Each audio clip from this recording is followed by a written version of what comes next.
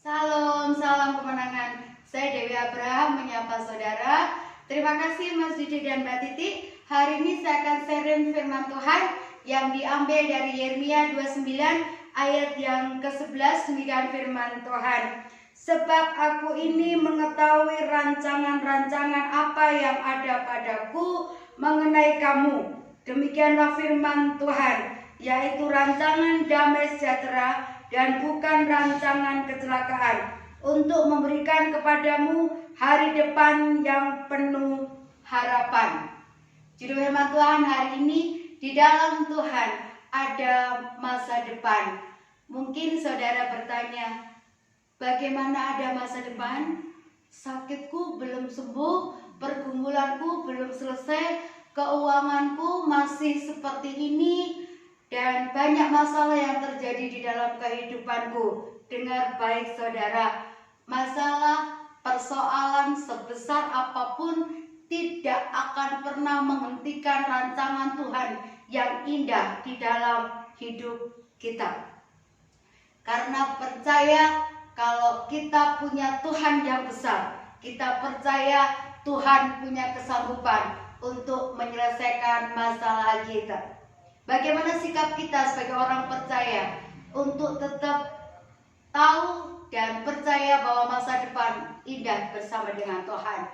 Amsal 3 ayat 5 katakan begini, percayalah kepada Tuhan dengan segenap hatimu dan jangan bersandar pada pengertianmu sendiri. Percaya kepada Tuhan itu percaya secara totalitas, percaya sungguh-sungguh, tidak setengah-setengah.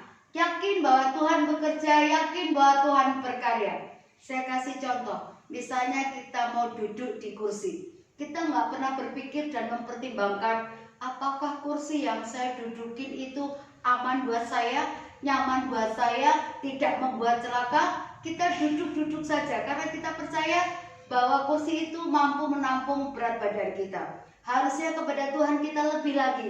Ketika kita berani percaya kepada Tuhan, artinya kita membiarkan Tuhan, Sang Penguasa Tunggal dalam hidup kita, bekerja dengan caranya yang ajaib.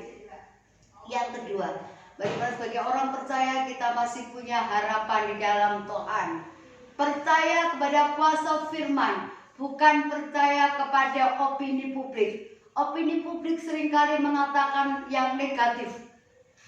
Mana mungkin penyakitmu sembuh, mana mungkin anak-anakmu punya masa depan, kamu cuman orang susah, kamu gak punya apa-apa, mana mungkin kamu bisa melihat yang namanya berkat Tuhan. Dengarkan baik-baik saudara, kuasa firman, semua orang harus tunduk dengan yang namanya kuasa firman Tuhan.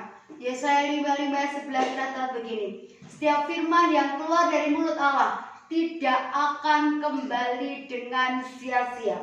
Ketika kita percaya Tuhan menjamin hidup kita, firman yang kita percaya akan menjadi kenyataan.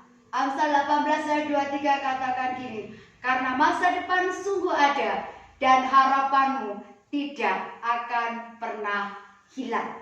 Saya diberkati dengan kesaksian Elsie Tyler Morton.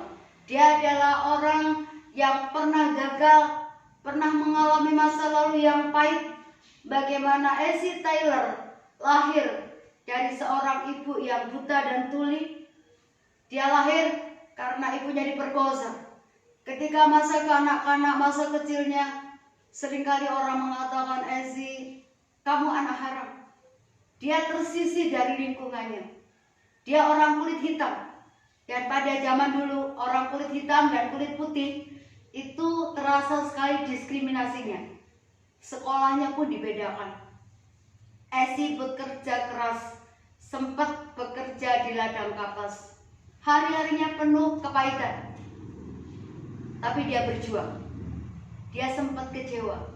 Tapi yang luar biasa ibunya, walaupun buta dan tuli, dia adalah seorang yang suka berdoa. Dia selalu mendoakan Elsie, satu saat Elsie akan mengalami perubahan hidup dan mengalami masa depan yang indah bersama dengan Tuhan. Tapi Elsie mengalami kekecewaan, banyak mengalami penolakan. Di satu titik ketika dia usianya remaja menjelang dewasa, dia datang kepada pendetanya dan katakan gini, "Pastor, saya kecewa sekali dengan semua yang terjadi dalam kehidupan saya. Saya lahir dari anak hasil perkosaan. Saya merasa dibedakan dari sekolah, dari lingkungan. Saya kecewa, rasanya tidak adil buat saya. Saya putus asa." Dengan bijaksana, pastor atau pendetanya katakan begini, "Elsie, putuskan hari ini. Apakah kamu mau terus terikat dengan masa lalu yang pahit, yang sakit, atau kamu putuskan hari ini menatap ke depan bersama dengan Tuhan, ada harapan." Ketika sampai di rumah, Elsie malam itu berbaring. Tiba-tiba kata-kata pendetanya terngiang-ngiang, "Putuskan hari ini, tetap hidup di masa lalu yang akan bisa mengubah hidupmu, atau menatap ke depan bersama dengan Tuhan, ada harapan." Elsie mulai bangkit semangatnya dan dia terus berjuang. Dia bisa menyelesaikan S2-nya. Yang luar biasa. Wanita yang pernah tertolak, wanita yang mengalami masa lalu yang pahit, Tuhan memberkati dia. Dan Elsie Taylor hari ini dikenang banyak orang. Dia Menteri Keuangan Amerika ketika masa pemerintahan Jimmy Carter. Dia menjadi Menteri Keuangan yang ke-36. Tanda tangannya ada di uang dolar Amerika. Kalau seseorang tanda tangannya ada di mata uang, berarti orang ini berharga, orang ini punya nilai, orang ini punya pengaruh. Saudara, belajar dari Elsie. Apapun masa lalumu, apapun kepahitan yang pernah kamu alami, ketika kita berani menyelesaikan bersama dengan Tuhan, kita menatap ke depan, percaya dalam Tuhan ada harapan. Jangan pernah terpuruk dan menyesali yang pernah terjadi. Apapun yang terjadi, semuanya dalam kendali Tuhan. Mari bangkit dan tetap semangat. Dalam Tuhan ada harapan. Dalam Tuhan ada masa depan. Tuhan Yesus memberkati. Salam.